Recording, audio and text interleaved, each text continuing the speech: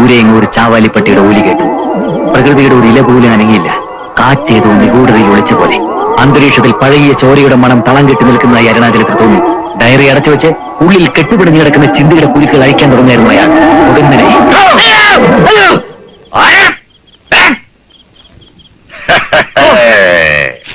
നിങ്ങളായിരുന്നോ? പേടി കാണുമെന്നറിയാമായിരുന്നു. അതിന്റെ അളവ് പരിശോധിക്കുകയായിരുന്നു ഞാൻ. വളരെ കൂടുതലാണ്. ഓ, രാത്രി ഡിറ്റക്റ്റീവ് നോവൽ വായിക്കുമ്പോ ഇങ്ങനെ പേടിപ്പിച്ച് ആരായാലും പേടിച്ചു പോയില്ലേ? ശരി, പുറത്തേക്ക് വന്നോളൂ. വളരെ പ്രധാനപ്പെട്ട ഒരു വിദ്യ ഇപ്പൊ തന്നെ ഞാൻ പഠിപ്പിച്ചേക്കാം.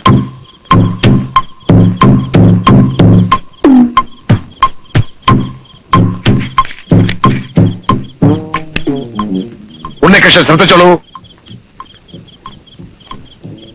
തീപ്പെട്ടിക്കുള്ളി ഇങ്ങനെ വെച്ചിട്ട് തള്ളവിരലെ കൊണ്ട് നന്നായി അമർത്തി പിടിക്കണം. ഇത് പഠിപ്പിക്കാനാണ് ഈ പാതിരാത്രിയിൽ വായിച്ചോണ്ട് എന്നെ പിടിച്ച് പുറത്തിറക്കിയത്? ഈ പഞ്ചായത്തിലെ പീക്കിരി പിള്ളേർക്ക് പോലും അറിയാവുന്ന വിദ്യ അത്. ഒരു വിദ്യയും കണ്ണുമടിച്ചങ്ങനെ നിന്ദിക്കരുത്. വല്ലഭന് പുല്ലുമായുധമെന്ന് പറയുന്നത് പോലെ ഒരു CIDക്ക് വിജയം കൈവരിക്കാൻ ചിലപ്പോ ഒരു തീപ്പെട്ടിക്കൊള്ളിയുടെ സഹായം വേണ്ടി വരും. അതെ അതെ, ഈ വിദ്യ എല്ലാവർക്കും അറിയാമായിരിക്കും. പക്ഷേ പറയുന്ന സ്ഥാനത്ത് കൃത്യമായി തെറിച്ചു കൊള്ളിക്കണം. അതിന് പറ്റുമോ? എഴുതാപ്പുറം വായിക്കാതെ ആശാൻ പറയുന്നത് കേട്ട് പഠിക്കണ്ടേ ഉണ്ണി? അച്ഛന് വയസ്സായെങ്കിലും വിവരമുണ്ട്. നോക്കൂ, ആ തെങ്ങിൻ ചുവട്ടിൽ കിടക്കുന്ന കടലാസാണ് എന്റെ ലക്ഷ്യം. ഇവിടെ നിന്നുകൊണ്ട് ഞാനത് കത്തിച്ച് കാണിച്ചു തരാം. 1, 2, 3. കലക്കൻ ഉന്നാശനെ അപ്പുറത്തെ പപ്പനാവന്റെ പറമ്പിലേക്കാ പോയത്. ഇനി അവിടെ ഞാൻ തീ പിടിക്കുവോ? നീ ആ കരുനാക്കൊണ്ടൊന്നും മിണ്ടാതിരിക്കും പത്മം. എന്തുകൊണ്ടാണ് ഉന്നം തെറ്റിയതെന്ന് ഞാൻ വിശദമാക്കി തരാം. തെറ്റ് ആദ്യം പഠിപ്പിച്ചിട്ട് പിന്നെ ശരി പഠിപ്പിക്കുക. അതാണ് എന്റെ ഒരു രീതി. തിയറി ഒന്നും പഠിച്ചോണ്ട് ഇപ്പൊ സമയമില്ല എന്റെ ആശാനെ. ആ തീപ്പെട്ടി കൊടുത്താ ലക്ഷ്യസ്ഥാനത്ത് എങ്ങനെ കൊള്ളിക്കണമെന്ന് ഞാൻ കാണിച്ചു തരാം. എന്നാലത് കാണിക്ക്. ആദ്യമായി കൊള്ളിയെടുത്ത് തള്ളവരൽ കൂട്ടകൻ അമർത്തി പിടിക്കുക. എന്നിട്ട്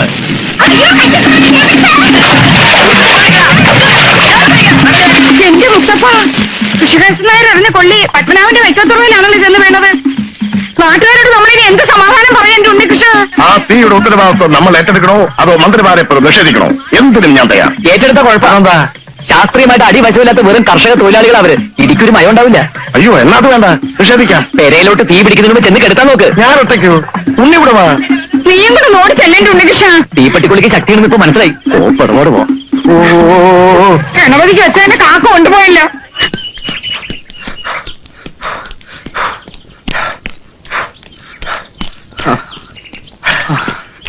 നിർത്ത്. വിയർപ്പാറിയ ശേഷം സഹിക്കാൻ പറ്റുന്ന ചൂടുവെള്ളത്തിൽ പോയി കുടിച്ചോളൂ. ഉമ്മക്കുട്ടി, ഒരു ഗ്ലാസ് വെള്ളം എടുത്തോളൂ. വന്നോ ചൊറിയുമ്പോഴും. എങ്ങോട്ട് പോന്നു? ആ മുതുകന്റെ ഉമ്മക്കുട്ടി എന്നുള്ള വിളി കേട്ടപ്പോ പെണ്ണിന്റെ മനസ്സങ്ങ് അലിഞ്ഞു പോയോ? ദേ ഒരു കാര്യം ഞാൻ പറഞ്ഞേക്കാം, തലമറന്ന് എന്നെ തേക്കണ്ട. ഈ അമ്മയ്ക്ക് എന്താ? ഒന്നുമില്ലെങ്കിലും ചേട്ടനെ പഠിപ്പിക്കാൻ വന്ന ആളല്ലേ, അതുകൊണ്ട് നീ നല്ല മുഖം കാണിക്കുന്നത്. നീ നിന്റെ നല്ല മുഖം കൊണ്ട് ഇവിടെ നിന്നേച്ചാ മതി.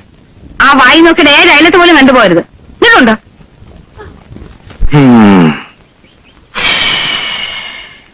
എന്നാ വെള്ളം. ഉമ്മ എന്ത്? ഇയാൾക്ക് വെള്ളമല്ലേ വേണ്ടത്, കുടിച്ചാട്ടെ. 1, 2, 3, 4.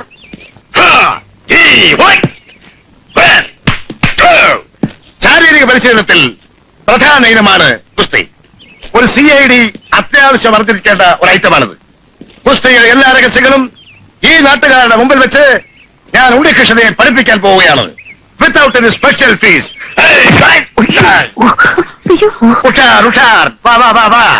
എന്നെ പരിപാടി ആശാനെ കാണിച്ചത് ഒന്ന് പറഞ്ഞിട്ട് ചവിട്ടിക്കൂടായിരുന്നു? പാടില്ല. കുസ്തിയിൽ മെയ് കണ്ണാകണമെന്നാണ് ചൊല്ല്. ഓഹോ,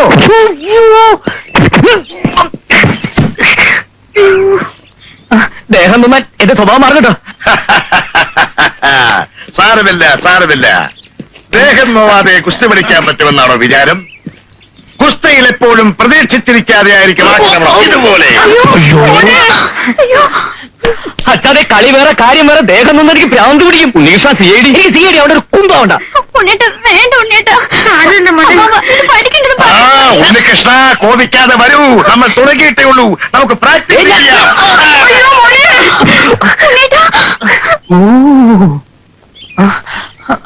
ഉണ്ണികൃഷ്ണ, പഠിക്കാതിരുന്നാൽ എങ്ങനെയാണ് CID ആവുന്നത്? അങ്ങനെ പറഞ്ഞു കൊടുക്കണ നീർക്കോലി. നിങ്ങളിപ്പോൾ കണ്ടത് കടകങ്ങൾ. ഇനി കാണാൻ പോകുന്നത് ഹെവി പഞ്ചസ്. അതെനിക്ക് കുസ്തി പഠിക്കണ്ട, അതെനിക്ക് മേല് തോന്നുന്നു, അതെനിക്ക് അടിക്കരുത്, അതെനിക്ക് ഭ്രാന്ത് പിടിക്കും, അതെനിക്ക് അടിക്കരുത്, എനിക്ക് കുസ്തി പഠിക്കുന്നത് മുതലേ. നോക്ക്, ഇങ്ങനെയാണ് ഒരുത്തനെ തോൽപ്പിക്കുന്നത്. അയ്യോ, സ്ഥലത്തെ കുസ്തി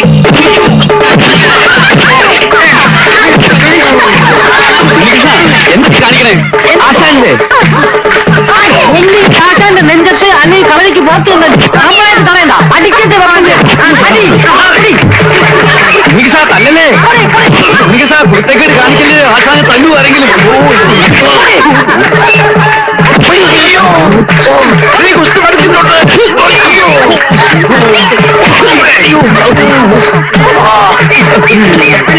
അടിക്കലേ അടിക്കലേ അടിക്കേ, ഉണ്ണികൃഷ്ണ ഉണ്ണികൃഷ്ണ ഞാനാ പറഞ്ഞ അടിക്കലേ, ഉണ്ണികൃഷ്ണ ഞാനാ പറഞ്ഞ അടിക്കല്ലേ. ആശാൻ പറ, അച്ഛൻ പറ, അച്ഛനല്ലേ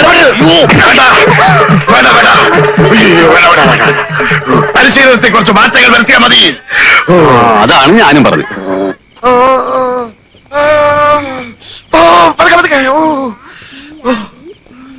ശിഷ്യനിൽ നിന്നൊരു ആക്രമണം ഞാൻ പ്രതീക്ഷിച്ചില്ല. അവൻ അങ്ങനെയാ, ദേഹം നൊണ്ടാ പിന്നെ ഈറ്റപ്പുലിയ. സാരമില്ല, ഇത് ഞാൻ പാത്രം അറിഞ്ഞ് വിളമ്പിക്കോളാം.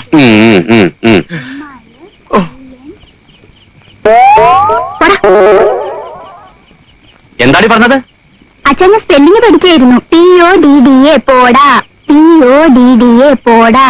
ഓ അത് ശരി, നമുക്കിത് വല്ലതും അറിയൂ.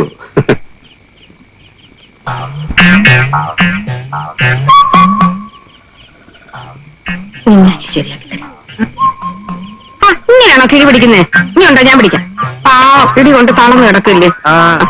ചൂടണ്ട പറയണേ. പറയാം, പറയാം. നീ സൂക്ഷിക്കാം.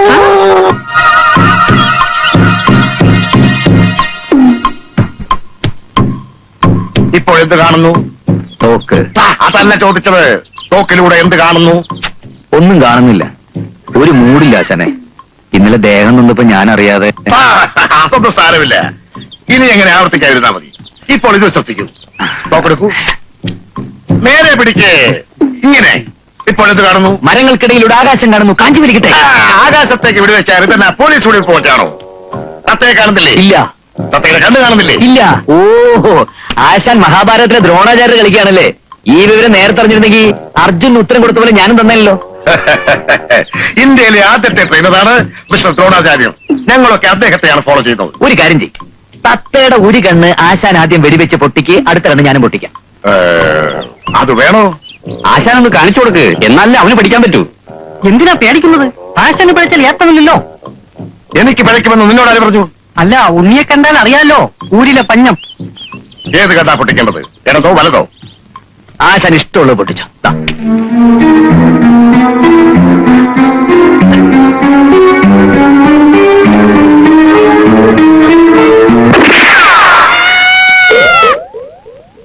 ആശാന് പഴിച്ചു. ഓ അയ്യോ, ഈ നാശം പിടിച്ച ഒരു കാറ്റ്. കാറ്റത്താരും വെടിവെക്കത്തില്ലേ? ഇത് നോക്കിക്കോ.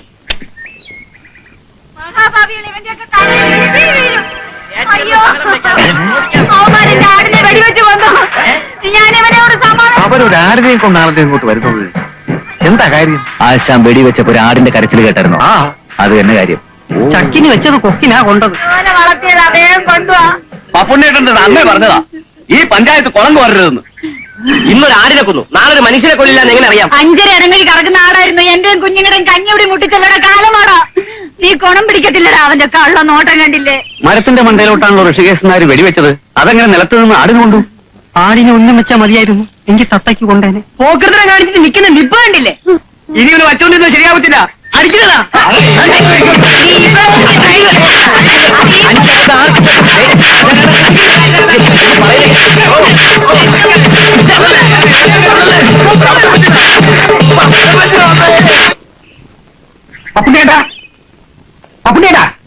എന്താ വാസു?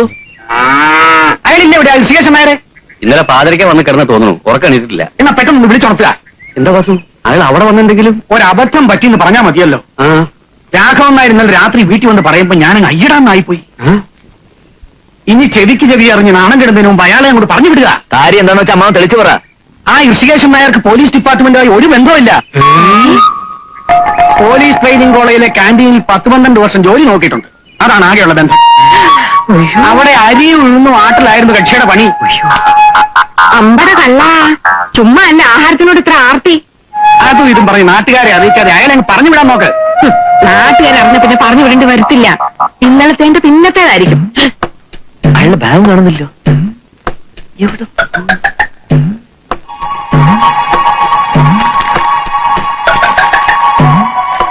അച്ഛാ, ദേ അയാൾ എഴുത്തു എഴുതി വെച്ച് കടന്ന ലക്ഷണ. എന്താ എഴുതിയിരിക്കുന്നത് ഒന്ന് വായിച്ചേ. ഈ ഗ്രാമത്തിൽ ഞാൻ ആകെ സ്നേഹിക്കുന്ന പപ്പുണ്ണിയേട്ടന് എന്റെ ഇത്രയും കാലത്തെ സംഭവബഹുലമായ ജീവിതത്തിനിടയിൽ ഇതുപോലെ സ്പോർട്സ്മാൻ സ്പിരിറ്റ് ഇല്ലാത്ത ഒരു നാട്ടുകാരെ ഞാൻ എങ്ങും കണ്ടിട്ടില്ല. ഒരു CID വാർത്തെടുക്കണമെങ്കിൽ നാട്ടുകാരുടെ സഹകരണം കൂടിയേ തീരൂ. ഒരാടിനെ പോലും നഷ്ടപ്പെടാൻ തയ്യാറാവാത്തൊരു സമൂഹത്തിൽ ഒരിക്കലും സോഷ്യലിസം സാധ്യമാവില്ലെന്ന് മാർക്സ് പറഞ്ഞത് എത്ര ശരി. അല്ല ഉണ്ണികൃഷ്ണ, മാർക്സ് എങ്ങനെ പറഞ്ഞിട്ടുണ്ടോ? ഓ, താടിക്ക് തീ പിടിക്കുമ്പോ ബീഡി കത്തിക്കല്ലേ.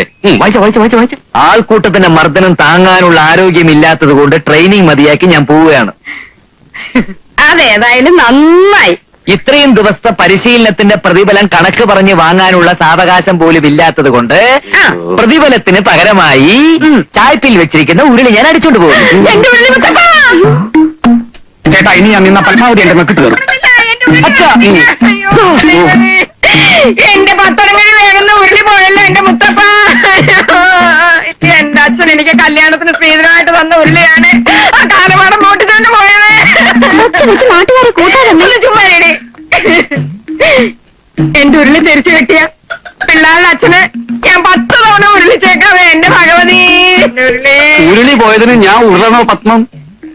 സംഭവിക്കേണ്ടതൊക്കെ സംഭവിച്ചു. ഇനി പ്രയാസപ്പെട്ടിട്ട് എന്താ കാര്യം? എനിക്ക് വിഷമം നിന്റെ പരിശീലനം പൂർത്തിയാക്കാൻ കഴിയാത്തല്ല. പഠിച്ചിടത്തോളൊക്കെ മതി. ഒരു ഇന്ത്യൻ CID ഇതിൽ കൂടുതലൊക്കെ ആഗ്രഹിക്കുന്നത് തെറ്റാ. ഇന്റർവ്യൂവിന് പോകാൻ അച്ഛനെനിക്കൊരു സൂട്ട് തെപ്പിച്ചതാ. ബാക്കി കാര്യം ഞാൻ ഏറ്റു.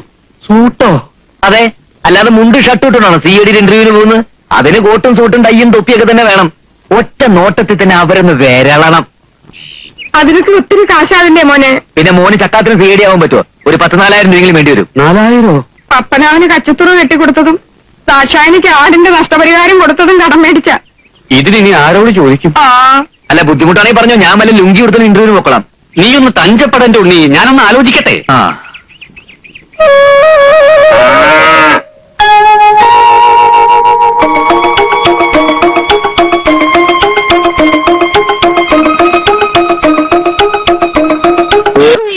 അയ്യോ വെള്ളം.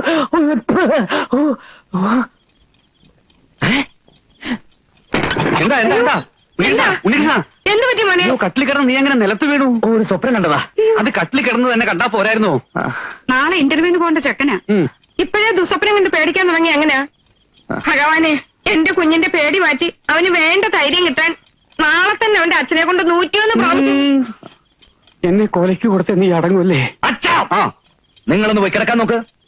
ഞാൻ ആ സ്വപ്നത്തിന്റെ ബാലൻസ് ഒന്ന് കാണാൻ പറ്റുമോ നോക്കട്ടെ. എന്നിട്ട് വേണം എനിക്ക് അവനിട്ട് 2 കൊടുക്കാൻ. നമുക്ക് പോകാം.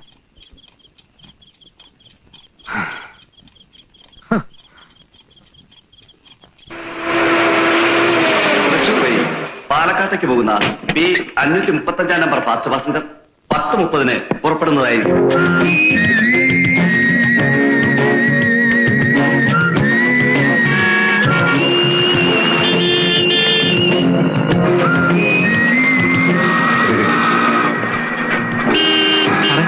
അപ്പോയ വാട്ടേ കണ്ടോ?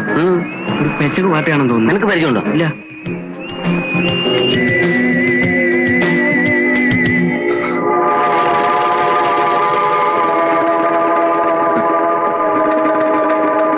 മാറി